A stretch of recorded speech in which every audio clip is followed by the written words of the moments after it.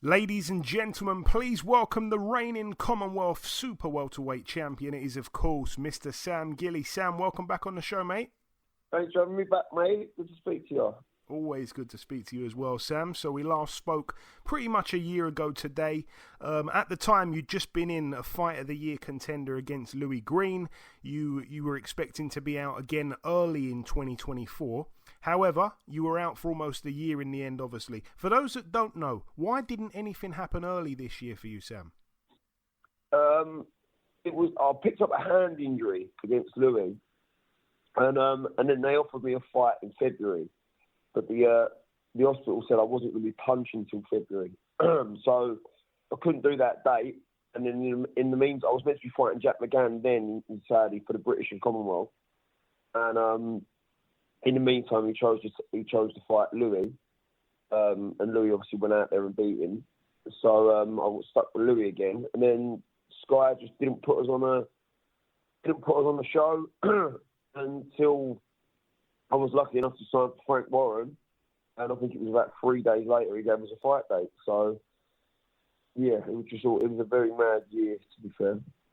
Yeah, a lot of unexpected situations there. Obviously, yeah, Jack Mcgann fighting Louis Greene out in Saudi. We know what happened there. In our last interview last year, obviously, we spoke extensively about the Louis Greene fight. You could barely move when you woke up the next day. By the way that you were talking, it seemed like there's no way in the world you'd want to fight him again. However, yeah, you surprised everyone when you signed for that rematch. Yeah, mate. I've got full belief in myself in beating him again. Like, it's just competition at the end of the day. You know what I mean? It will be an hard night's work, but unfortunately, that's the game we're in. We are going to wake up sore most of the time. Yeah. And, yeah, obviously, like we know, Louis Greene had to pull out. Jack Mcgann was given the shot in the end as a replacement. You had him down in the second the other night. You got a little bit trigger happy after that, I think, it's fair to say, but you managed to put him away in the fourth. Talk me through it, Sam. Yeah, no, in the second, so I put him down, and then he went into his shell a little bit more. So I had round 3 off, let him come on to me a little bit, to give him that little bit of confidence, so that he'd expose himself and leave some gaps again, like in the fourth. And that's what he done. And Sam, talk to me about the preparations, because I know that when Louis was fighting Jack Mcgann, before the fight, you were very confident in Louis Greene. We both were. We spoke about it. But, we saw what happened. He completely demolished Jack Mcgann. Did you kind of feel like this would be an easy touch for you psychologically? No, I'd never go into a fight thinking it was going to be an easy night's work. Like, I have to go in there and perform to the best of my ability, no matter who it's against. Because I'm like, if I go in there 50%, I can get beat by someone that shouldn't beat me. So I've got to make sure I don't make a mistake other fighters make. I mean, I think Jack was overlooking Louis slightly when he went into that fight with him, and we see what happened there. So yeah, I've got quite a strong mentality, and I respect everyone. So no matter who it is, I'll be in there 100% focused. And talking of strong mentalities, your mentality was tested for sure. After the fight, you looked down the camera lens and you said, "Nan, that was for you." For those that don't know, you very sadly lost your nan during camp. Firstly, I'm extremely sorry for your loss, Sam. How were you able to kind of shut off your emotions to some degree and get on with the task at hand? It must have been difficult. Just by following an example my nan set. Mate, honestly, she went through every bit of cancer treatment. She was in a hospice, on her final days, and she was still smiling. She was still cracking jokes. Like, she just took each day as it come, and so there was no. And the one thing that my nan loved was me.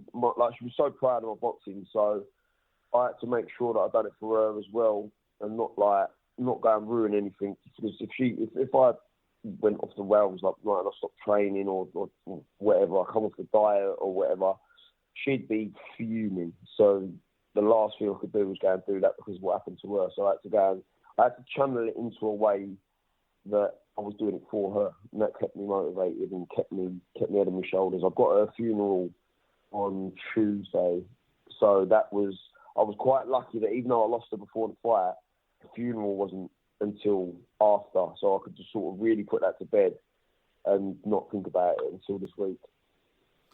Oh, that's a beautiful thing, man. I'm assuming, that's going to be a tough day next week, Sam. Yeah. I mean that'll be a horrendous day, but we was lucky to have her for as long as we did. So it's just about to say bye to her now. But like I said, that's come after the fight, so that's probably the only positive thing that come out of that situation. Oh man, like I say, sorry again, Sam. No, thank you. You signed with Frank Warren this year. That was great. That was really good because I think I wanted to see you with either Frank or Eddie for a number of years. To be honest, I'm glad that you've put pen to paper with Frank. Is that exciting? Oh mate, I mean, we couldn't ask for something better, can you? With what's going on in boxing at the minute, it's a very exciting time to be a fighter. A very exciting time to be under Frank Warren's banner. So. Yeah, when Rod come out with a meeting, I was over the moon. Like I've said a couple of times, I'm 30 now. I've been boxing since I was 11, and this is the first time I've actually been signed to anybody. 30 years old, so it's been a long time coming. Excellent, man. I don't know if you had a horse in the race the other night, but also on the card, friend of the pod at least, Nick Webb pulled off an upset win. I wanted to know if you caught any of that. What did you make of that? If you saw anything? Courtney boxes out of our gym. Oh, sorry, man.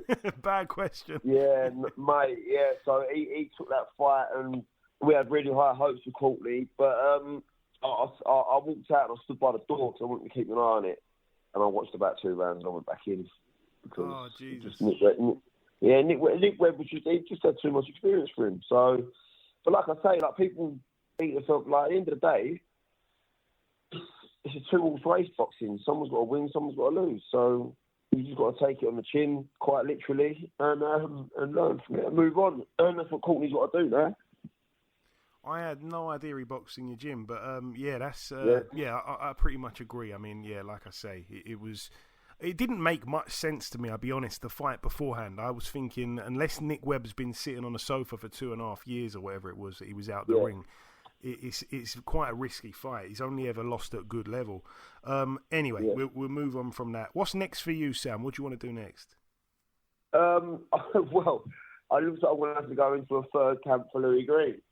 Oh. But, because, mate, honestly, another thing about me being out for the year, I've had 2 European title offers, one at middleweight, one at super welter, and I turned both down. Just purely because I can't do Southern Area English Commonwealth and not do the British. So it was a little bit of like me as well, being a bit not anal with it, being like, mate, I said to Rod, I want to fight for that British title. So that was my dream belt when I was a kid, to win that one. So I couldn't skip over it. So when we said to Frank after, we still want the British title. So that's what Frank said as well. So it looks like we'll do our best to get that fight made, and hopefully we can both get in the ring this time and close that chapter, because it's still in my head. That'll be, I'm assuming, early next year. Well, yeah, I hope so. Yeah, hopefully I'll have a couple of weeks off, and then we can get some training going and get some news, and that's the main thing of getting with Frank as well. Where he's got a lot of shows and he's got a lot of opportunities. Like, hopefully I can just stay busy. Because obviously I've come out I've not even got a bruise from Friday, so I'm ready to get straight back in there whenever. I wanted to ask, who are your personal top 3 super welters in Britain, Sam? In Britain? Well, it depends if you're going to put Josh Kelly in there, because obviously he's back at number 1 at BoxRec, but you don't know whether he's going to go middle 154. So if he's at 154, you've got to put Kelly in there. Ishmael Davis, good fighter. Obviously, this is without me, but I really like Janae Boston as well. He's a really good fighter. You being modest by not putting yourself in there? No, that's what I'm saying. This is without me. If you're putting me in without there, I'm going me, Kelly, and then probably Ishmael or Boston neck and neck, I reckon. Okay.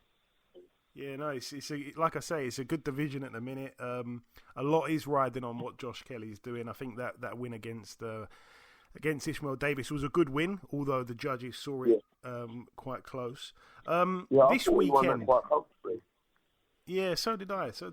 This weekend in Manchester, Sam, I don't know if you're going to be watching at all, but Jack Catterall against Regis Prograis. I wanted to know if you had a take on that one. Mate, great fight. I mean, if this was a couple of years ago, it would be like, obviously genuine 50-50, but I think Catterall's on such a roll at the minute, and he's in the prime of his career. I think Prograis is still an elite level fighter, but I think Catterall will get the job done, especially at home as well.